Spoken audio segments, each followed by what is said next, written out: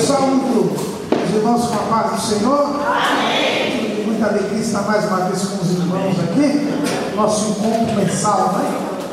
Onde estamos no pré-discipulado, vendo os principais temas, as principais doutrinas da Bíblia Sagrada. E hoje nós vamos falar sobre discipulado e integração.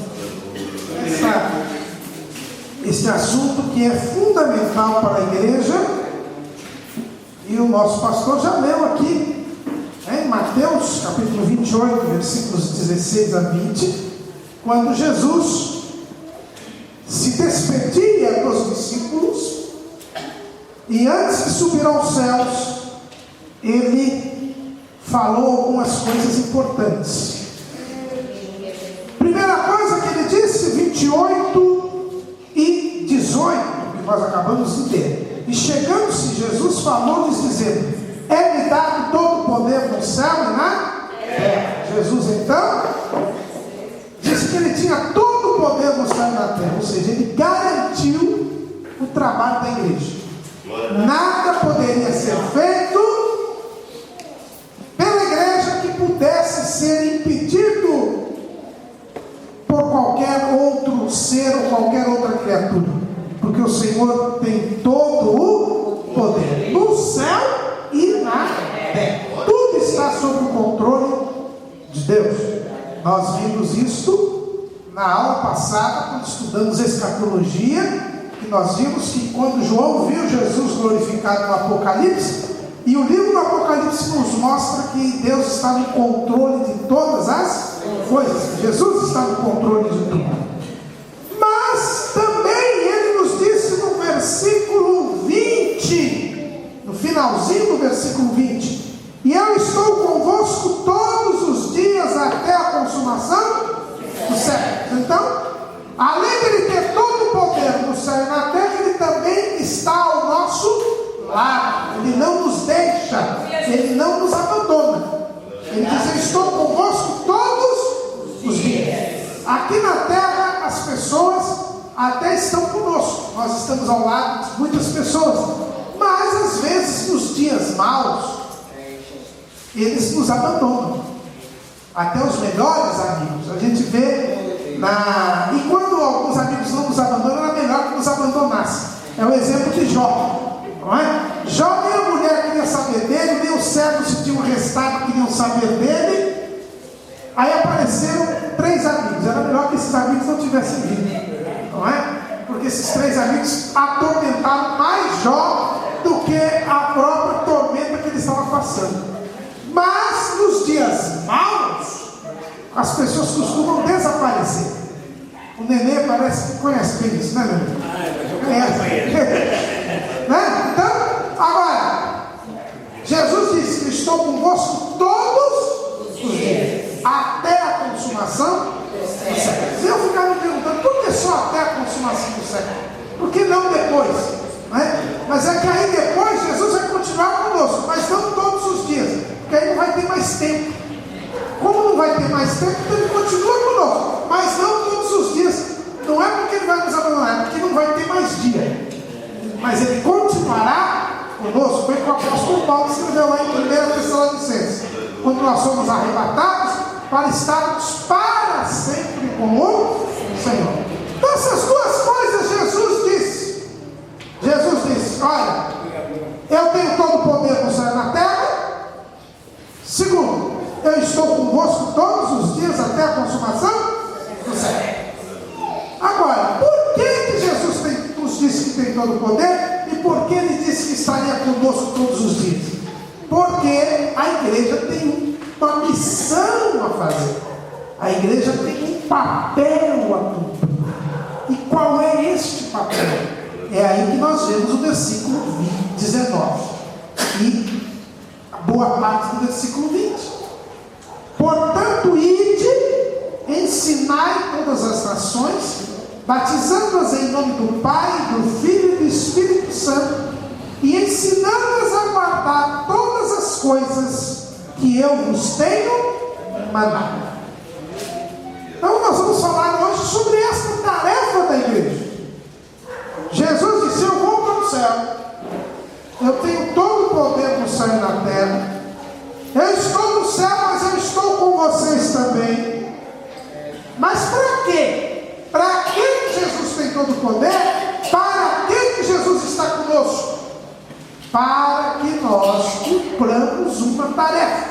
É por isso que esse versículo é conhecido pelos estudiosos da Bíblia como a grande comissão, quer dizer, a grande tarefa, o grande trabalho que Jesus deixou para a sua igreja, que é ir, ensinar as nações, batizando-as em nome do Pai, do Filho e do Espírito Santo, e ensinando-as a guardar todas as coisas que Ele tem mandado. Em Marcos, capítulo 16,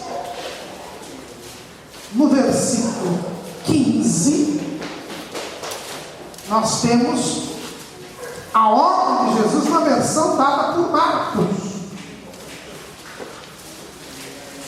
E Marcos diz assim, Marcos 16 e 15: E disse-lhes: Ide por todo o mundo, pregai o Evangelho a toda criatura. Nós cantamos aqui o hino 65 da harpa que diz respeito disso, né? Então, Jesus deu uma tarefa, uma incumbência à sua igreja: ir por todo o mundo, pregar o Evangelho a toda criatura. Então, esse é o trabalho que Jesus deixou para nós. Então, a igreja, irmãos, ela existe para duas coisas principais. Existem outras tarefas secundárias da igreja, mas as tarefas primordiais da igreja, as tarefas principais da igreja, a razão de ser da igreja é, primeiro, como nós lemos lá em Mateus 28 e 19, ide, e aqui se repete em Marcos, ide, pregai o Evangelho a toda criatura. Então, o primeiro trabalho da igreja é a evangelização, é pregar o Evangelho. A palavra Evangelho é uma palavra grega que quer dizer boas novas, boas notícias. Normalmente, quando a gente liga hoje na televisão ou no rádio, a gente costuma ouvir más notícias, né? É difícil aparecer uma boa notícia. São sempre más notícias. Por quê? Porque o mundo só tem a oferecer más notícias. Não se surpreenda porque o noticiário é ruim, porque as notícias são más, são revoltantes, são decepcionantes, são alarmantes. Por quê? Quem tem boa notícia para dar somos nós. Não é o mundo. Aleluia. A igreja é quem tem o Evangelho, as boas novas. É a igreja que tem essa boa notícia para dar. E nós devemos ir e pregar o Evangelho. Glória a Deus. E quando Jesus mandou fazer isso, e nós temos dito isso aqui quando nós falamos já a respeito de Jesus, e nós temos sempre enfatizado isso: Jesus manda fazer porque Ele fazia, né? Quem lê para mim Atos 1 e 1? Atos 1 e 1. Fez o primeiro tratado a Teófilo acerca de tudo que Jesus começou, não só a fazer, mas a ensinar. Então Jesus começava primeiro fazendo, depois ensinando. Então quando Ele disse: ide, pregai o Evangelho a toda criatura, é porque Ele havia pregado o Evangelho. Quem lê para mim Marcos 1, 14 e 15. Marcos 1, 14 e 15. E depois que João foi entregue à prisão, veio Jesus para Galiléia, pregando o Evangelho do reino de Deus, e dizendo: o tempo está cumprido, e o reino de Deus está próximo. Arrependei-vos e crede no Evangelho. Então Jesus começou pregando o Evangelho. Por isso que Ele podia mandar os discípulos pregarem, porque Ele pregou. Então ele primeiro fez para depois ensinar, para depois mandar. Então nós temos que seguir o exemplo de Jesus. Jesus pregou o Evangelho e nós devemos também pregar. E qual é a mensagem que Jesus pregava? O tempo está cumprido e o reino de Deus está próximo.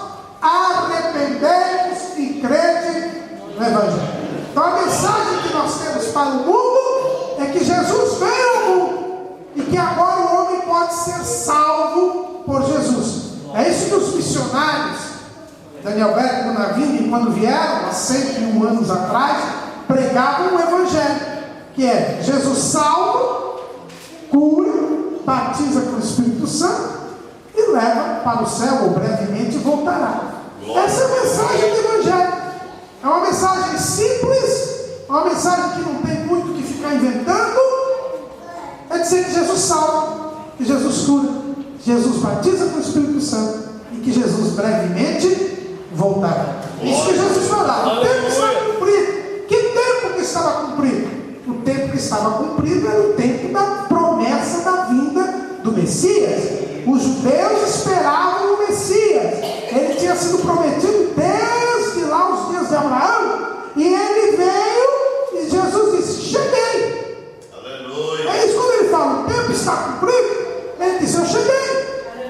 O reino de Deus está próximo. Ou seja, como eu cheguei, agora é possível você se aproximar de Deus, ter os seus pecados perdoados. Nós já estudamos aqui que o pecado é que faz divisão entre Deus e o homem. Através de Jesus, pelo sangue de Jesus, nós somos purificados de todo o pecado. Podemos voltar a pertencer a Deus, voltar a ter comunhão com Deus e Deus a nos reger, a nos governar. O tempo está cumprido, o reino de Deus está próximo. Arrependei-vos.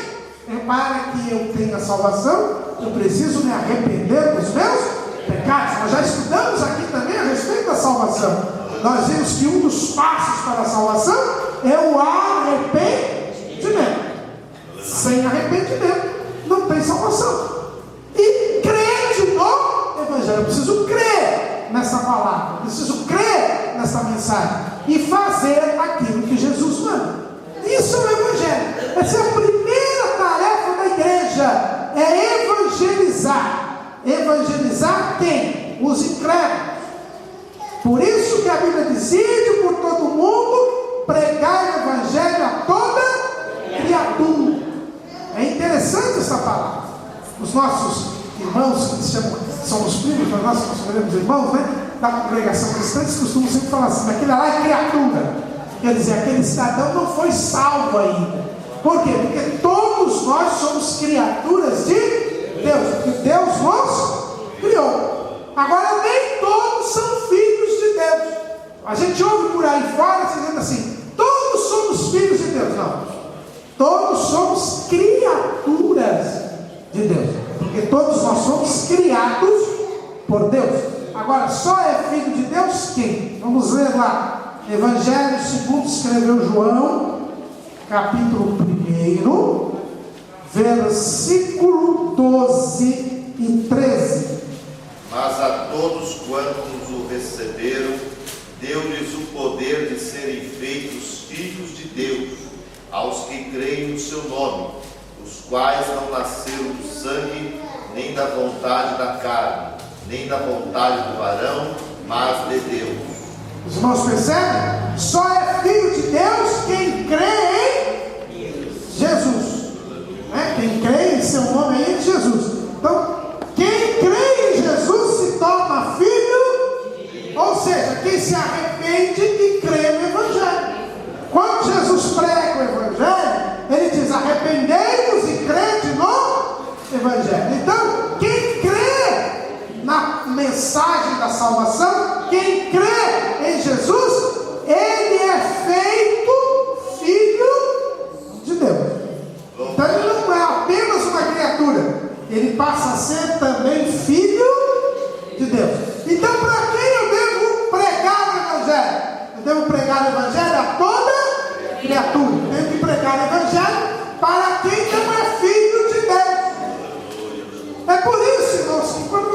encontram hoje? Eles têm muito disso hoje. Não é? Cidadão abre uma igrejinha ali e tal, uma porta na igreja lá, Puleiro dos Anjos. Não é? Eu estou falando esse nome assim como se fosse brincadeira, mas existe uma igreja mesmo chamada Puleiro dos Anjos. Então,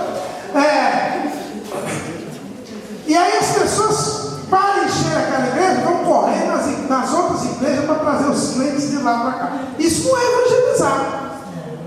Evangelizar é pregar a criatura. Então, para a criatura, para o incrédulo, para aquele que ainda não recebeu a Jesus como Senhor e Salvador, o trabalho da igreja é a evangelização. Só que Jesus, lá em Mateus 28, ele disse assim: ide. Esse ide de Mateus, a gente entende lendo Marcos. Ide por todo mundo, pregai o evangelho a toda criatura. Então, esse ide que Mateus escreve aqui, é esse ide, é a evangelização. Aí prega-se o evangelho, a pessoa se arrepende dos pecados, a pessoa crê em Jesus, aí ela se torna filho de Deus. Aí quando ela se torna filho de Deus, aí a igreja tem um outro trabalho para fazer. Porque Jesus não disse ide. Marcos só escreveu isso: ide por todo mundo, pregar o evangelho a toda. Foi o que ele registrou. Mas os evangelhos eles sempre têm que ser conjugados. Por que os evangelhos têm que ser conjugados? Não é bem o nosso assunto hoje, mas só porque alguém fala assim: mas tem contradição. Tem umas pessoas que gostam de dizer, está vendo? Marcos diz que Jesus só mandou pregar, e Mateus já disse que ele mandou pregar e ensinar. Então tem uma contradição aí. Alguém está falando mentira? Não. Os evangelhos, eles sempre têm que ser entendidos conjugados. Existe até uma matéria em teologia que se chama Harmonia dos Evangelhos, que é exatamente o estudo. Por que isso? Irmãos, porque a Bíblia diz que o testemunho de 2 ou 3 é que é verdadeiro. O testemunho de um só não é verdadeiro. Então são 4 evangelhos. Então sempre, vocês podem ver que os episódios dos evangelhos, eles se combinam, sendo para ter 2 ou 3, ou às vezes os 4, mas 2 ou 3 evangelhos é que complementam a visão de alguma coisa. Para quê? Para que a gente tenha certeza de que aquilo é verdade. O testemunho de um não é verdadeiro. Então por isso que os 4 evangelhos, eles têm finalidades diferentes, fornecidos por pessoas diferentes, e as diferenças que existem entre os evangelhos é para que nós creiamos que eles são verdadeiros. Não sabe, minha professora, o senhor juiz de direito, quando aparecem 2, 3 testemunhas falando a mesma coisa, a gente sabe que é uma testemunha produzida, que foi testemunha preparada. Porque é impossível, se uma pessoa bate o carro lá fora e tem 2 pessoas olhando, as 2 viram a mesma coisa, mas elas contam de maneira diferente, e nenhuma está mentindo. Agora sim, 2 falarem a mesmíssima coisa, é porque é farsa. E a Bíblia não é uma farsa, a Bíblia é a verdade. É por isso que tem essas pequenas diferenças. Essas pequenas diferenças não são contradições, como dizem. Não, pelo contrário. Essas pequenas diferenças são a garantia de que a palavra de Deus é a verdade. Então, Marcos só falou dessa parte, mas Mateus diz: ide e ensinai. Este ensinai já não é mais para o incrédulo. Veja bem que Jesus disse: ide por todo mundo, pregai o evangelho a toda. A evangelização é para o incrédulo, é para a criatura. Agora, ensinar aqui já não é mais para a criatura. Ensinai todas as nações, diz Jesus. Quer dizer, ensinai os gentios, aqueles que se converteram, os gentios convertidos. Batizando do Filho e do Espírito Santo. Aí surge a segunda tarefa da igreja, que é o ensino da palavra, o ensino da doutrina para quem se converteu. Então a igreja ela só funciona se ela evangeliza os incrédulos e se ela ensina os crentes. É para isso que existe igreja. A igreja existe para evangelizar os incrédulos e para ensinar os crentes. E lamentavelmente nos dias de hoje nós temos notado que muita gente não sabe para que serve a igreja. Porque a igreja faz congresso, faz confraternização, faz show gospel, faz o que for. Arraial gospel, festa junina gospel, faz o que for. Só que não evangeliza os incrédulos e não ensina os crentes. Igreja serve para isso. Jesus, antes de subir aos céus, ele disse: olha, eu estou deixando vocês aqui para fazer duas coisas, principalmente. Primeiro, pregar o evangelho a toda criatura. Segundo, ensinar os crentes. Este ensino dos crentes é o que nós chamamos de discipulado. Eu falei que o tema nosso hoje é discipulado e integração.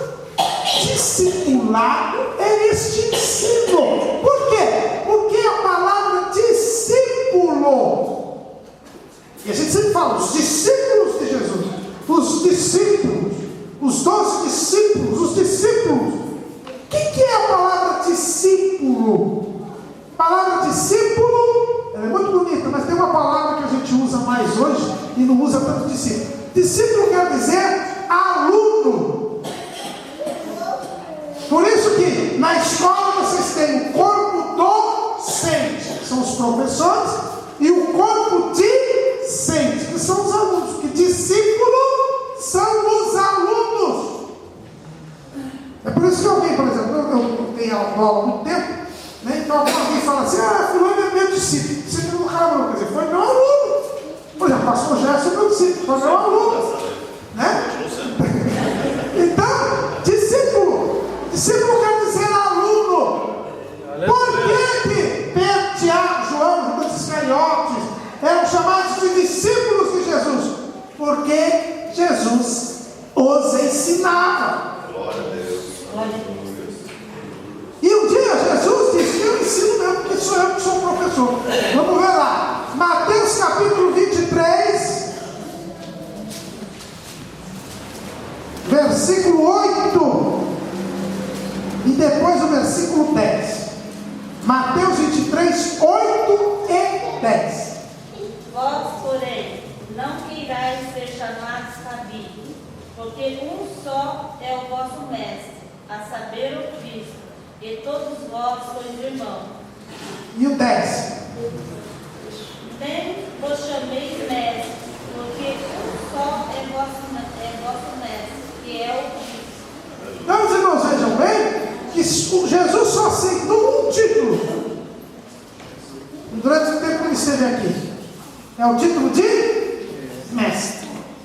Tem uma outra passagem na Bíblia que diz assim: vós me chamais mestres e fazei bem porque eu sou.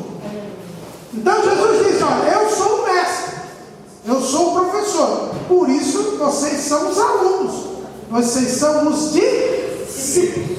Então o discipulado, irmãos, é o ensino da palavra de Deus, o discipulado. Então quando a pessoa aceita Jesus, ela se torna filho de Deus, ela já está salva. Se ela morrer naquele momento, ela vai para o céu, porque ela foi tendo seus pecados perdoados. É igual o ladrão da cruz. O ladrão da cruz, ele se tornou filho de Deus, ele creu em Jesus, Jesus perdoou os seus pecados e ainda disse para ele: hoje mesmo estarás comigo no paraíso. Então ele já estava salvo, mas ele não foi um discípulo. Ele foi salvo, ele foi um filho, mas ele não foi um discípulo. Ele não teve tempo para aprender nada. Ele não teve tempo para aprender. Agora, quando o cidadão não morre assim que aceita Jesus, ele tem que ser discípulo.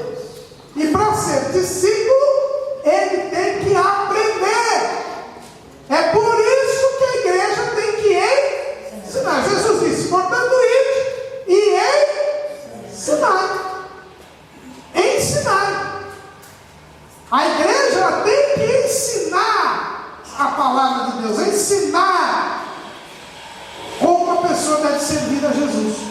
É por isso que a igreja tem que ter culto de ensino, por isso que a igreja tem que ter escola dominical, e é por isso que a igreja não pode descuidar desse trabalho. É interessante a gente ver que a igreja, logo no seu princípio, o que caracterizava a igreja? Vamos ver lá, Atos capítulo 2, versículo 42.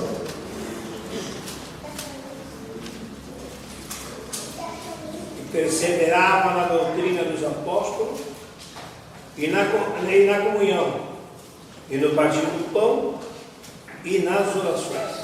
Primeira característica da igreja: e perseveravam na doutrina. O que é doutrina? A palavra doutrina quer dizer ensino de quem sabe. Porque a palavra doutrina vem de doutor. Doutor, o que é doutor? Doctor. Lembra? Corpo docente. Docente é aquele que ensina. O doutor é aquele que ensina porque sabe. Doutrina é o ensino de quem sabe. E a Bíblia diz que os crentes, eles perseveravam na doutrina dos apóstolos. Os apóstolos eram os discípulos de Jesus que se tornaram apóstolos. Aqueles 12, 11 discípulos se tornaram apóstolos. Eles aprenderam com Jesus, porque a gente já viu aqui em Atos que Jesus não só fazia como ensinava. Nós já vimos que Jesus disse que ele era o mestre. Ele ensinou 3 anos e meio aqueles 11, 12, mas os que desviou, morreram, ficaram 11. E estes ensinaram os crentes. A partir do dia de Pentecostes, quando teve aquela conversão de quase 3 mil almas, eles começaram a ensinar. E eles sabiam que esta tarefa era importantíssima. Vamos ler lá em Atos capítulo 6, versículos 2 e 4. E os 12, convocando a multidão dos discípulos, disseram: não é razoável que nos deixemos a palavra de Deus e sirvamos nós mesmos? Mas nós perseveraremos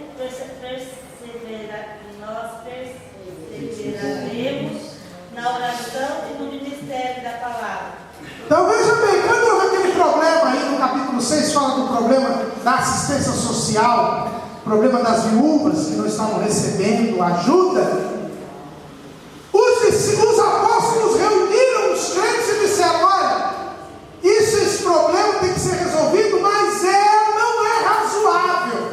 O nosso principal trabalho é ensinar a palavra, o ministério da palavra, ou seja, pregar para os incrédulos e ensinar os crentes. Veja bem que ele diz assim, que reuniu a multidão do quê? A multidão dos discípulos, porque eles aprendiam com os apóstolos. E os apóstolos não disseram: olha, nós não podemos perder o nosso tempo com outras coisas. São coisas importantes, mas o que Deus exige de nós, principalmente nós que estamos à frente da igreja, é pregar o evangelho e ensinar. Pregar para os incrédulos e ensinar para os crentes. Então, o discipulado é fundamental na igreja. O discipulado é uma das tarefas principais da igreja.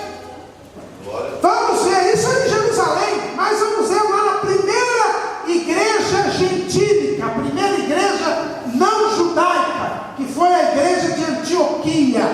Vamos ler lá, Atos 11, 25 e 26.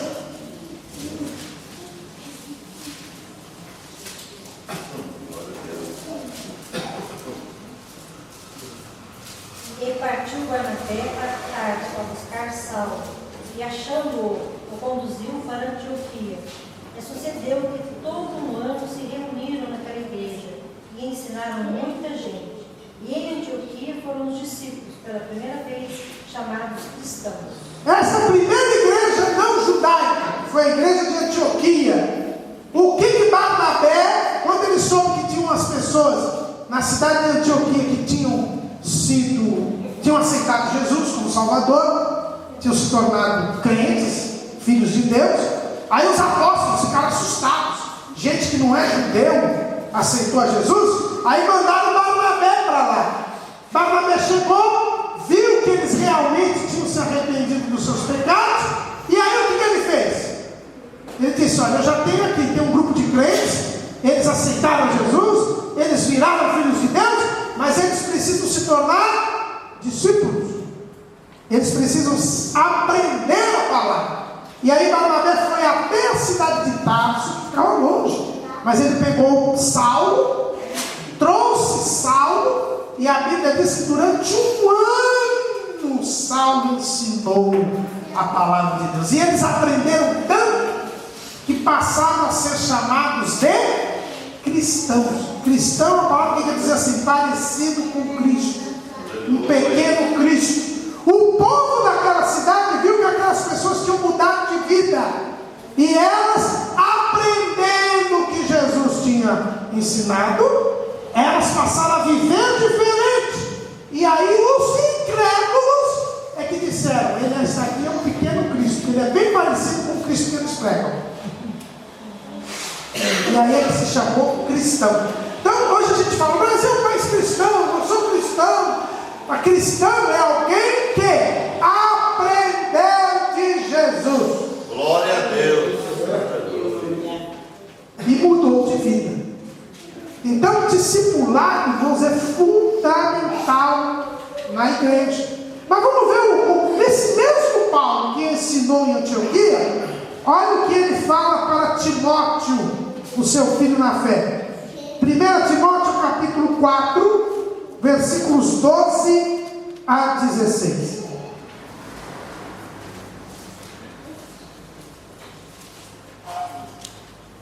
Aliás, só o 16, vamos ler só o 16. Tem cuidado de ti mesmo e da doutrina, persevera nessas coisas, porque fazendo isto te salvarás, tanto a ti mesmo como aos que te ouvem.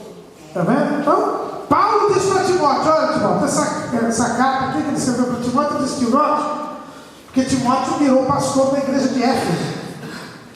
Então Paulo escrevendo para ele diz assim: Paulo, Timóteo, primeira coisa, tem cuidado de ti e da doutrina. Não deixe de ensinar o povo. A tarefa principal do obreiro, do pastor, para a igreja é o ensino da palavra. Então o discipulado é necessário, é indispensável. Igreja que não ensina os crentes não é igreja. Igreja que não se preocupa em ensinar os crentes a doutrina não é igreja. Então, quando se prega o evangelho, a pessoa aceita Jesus, ela tem que ser ensinada na doutrina. Ela tem que ensinar. Agora, quando a pessoa aceita Jesus, a Bíblia diz que ela nasce de... Então ela vira um recém-nascido. Não é um nascido de novo, é um recém-nascido. O recém-nascido ele precisa crescer. Não é assim? Na vida normal, o bebê, quando ele nasce, ele precisa crescer até atingir uma idade que ele seja amadurecido. Então eu tenho certeza que nenhum dos irmãos, quando pega um bebê, se eu levar um bebê para vocês na quarta-feira ou no sábado, vocês não vão dar uma feijoada para o bebê. Só para esse bebê. Mas tirando esse bebê aqui, você não pode dar uma feijoada. Por melhor que ela seja, mais gostosa que ela seja, se você pegar uma criança recém-nascida e dar uma feijoada, você mata a criança. Por quê? Porque o recém-nascido ele tem uma alimentação diferente. O que ele tem que tomar? Leite. Inclusive, todo mundo diz aí, tem as campanhas, que o leite materno, inclusive, até pelo menos os 6 primeiros meses de vida, porque é o alimento que vai dar, inclusive, naturais daquela criança para o resto da vida. Eu tenho em casa lá, eu tenho dois filhos, né? Um casal de filhos. Eu tenho a minha filha mais velha tomou leite materno só 2 meses. Minha esposa teve um susto lá, tal, perdeu o leite. Passou nervoso, tal, perdeu o leite. E eu tenho o caçula, que mamou até quase um ano. Agora com essa gripe terrível que passou lá, caiu eu de cama, caiu minha esposa, caiu minha filha. Ele é difícil, porque ele tem defesas desde aquele tempo. Ele tem defesas maiores, né? E eu até os 13. Até os 13 anos isso aqui mamava, até os 13. Aí eu parei, nasceu uma irmãzinha e um casalzinho. Ele mamou até os 13 anos. Então, aqui também, ó. Também. Então veja bem. Então, por isso é que Jesus disse o seguinte: ensinai as nações, batizando-as em nome do Pai, do Filho e do Espírito Santo, e ensinando-as a guardar todas as coisas que eu vos tenho. Parece que Jesus repete, né? 2 vezes ensinar, mas não é uma repetição à toa. Esse primeiro ensinando-as, inclusive algumas traduções diz assim: fazei discípulos. Esse primeiro, ide, ensinai todas as nações. Uma outra tradução diz assim: fazei discípulos de todas as nações. Por quê? Porque é o recém-nascido. O recém-nascido, ele tem que tomar o quê? Leite. Vamos ler lá em Pedro.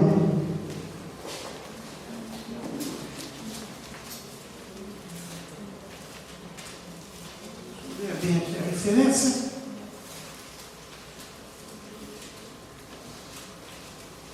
1 de Pedro 2:2. Desejai ardentemente como menino, recém-nascido e puro, leite espiritual para eles crescendo para a salvação. Isso. Então, o que diz 1 de Pedro 2:2? Desejai afetuosamente como meninos novamente nascidos o leite racional, não falsificado, para que por ele vades crescendo.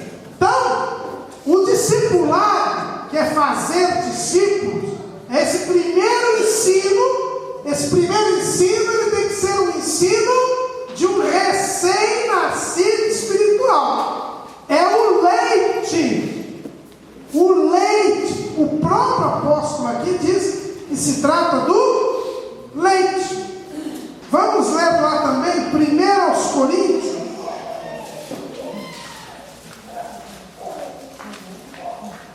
Primeira aos Coríntios, capítulo 3, versículo 2.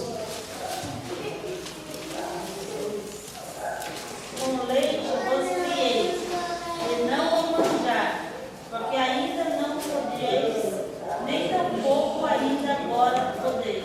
Então Paulo disse que quando ele foi para a igreja de Corinto, ele criou aqueles crentes com leite. Então o discipulado, ele é o ensino da palavra de Deus. Assim que a pessoa se converte, assim que a pessoa aceita Jesus, ela tem que ser ensinada. É uma obrigação da igreja ensinar, porque ela tem que se tornar, agora ela é um filho de Deus, mas agora ela tem que se tornar um discípulo. Mas esse ensino é o leite, é um alimento básico.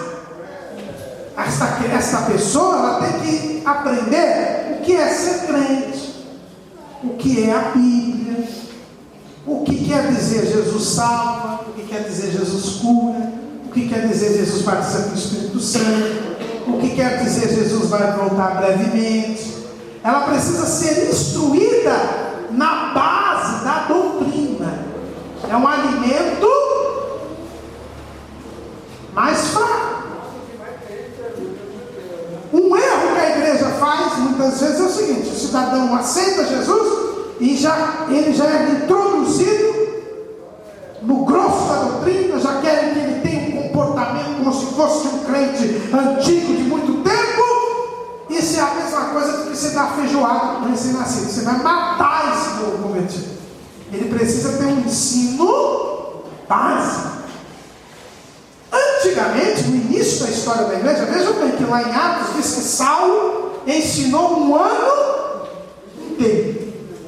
Os documentos mostram que no começo da história da igreja, ninguém era batizado antes de um ano de ensino.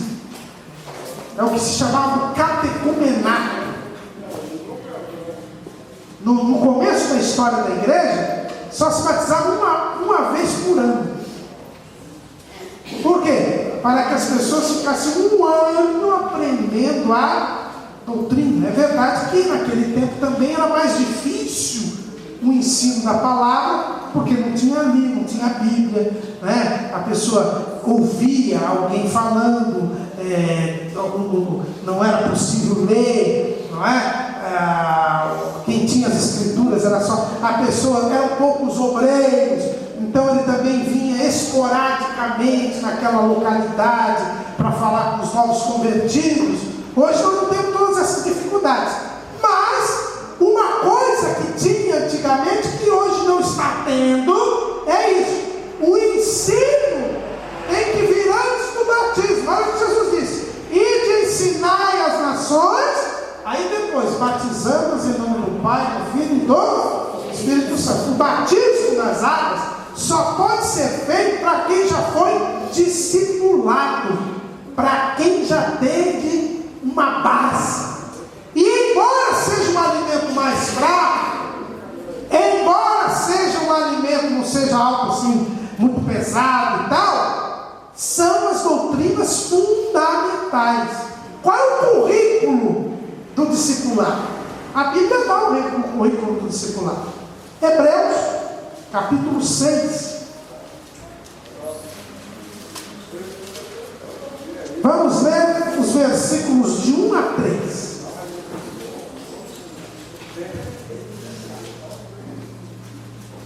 Pelo que, deixando os rudimentos da doutrina de Cristo, prossigamos até a perfeição, não lançando de novo o fundamento do arrependimento de obras, mas de obras mortas, e de fé em Deus. Até o 3. E da doutrina dos batismos, e da imposição das mãos, e da ressurreição dos mortos, e do juízo eterno. E isso faremos, se Deus nos permitir. Então, se nós vejamos bem aqui, o escritor aos Hebreus, ele está reclamando dos crentes hebreus. Porque ele diz: vocês já são crentes há tanto tempo, vocês já deviam ser mestres, mas vocês não sabem nem os rudimentos. Quer dizer, vocês já deviam ser crentes que deviam estar com um alimento mais pesado, e só que estão se comportando como se não conhecessem as mínimas coisas. E então ele diz: quais são essas mínimas coisas? Qual é o currículo do discipulado? Qual é o leite? O leite é saber, aprender a respeito do arrependimento das obras mortas. Saber o que é arrependimento. Foi o que a gente estudou aqui, a doutrina da salvação. Saber o que é a fé em Deus. Saber o que é fé. Saber em que se deve crer, em que não se deve crer, é a fé. Saber o que são os batismos, batismo das águas, batismo do Espírito Santo. Saber o que é a imposição das mãos, quer dizer, saber o que é o poder de Deus, saber o que é ministério, saber o que é cura divina, saber o que quais são as bênçãos de Deus, saber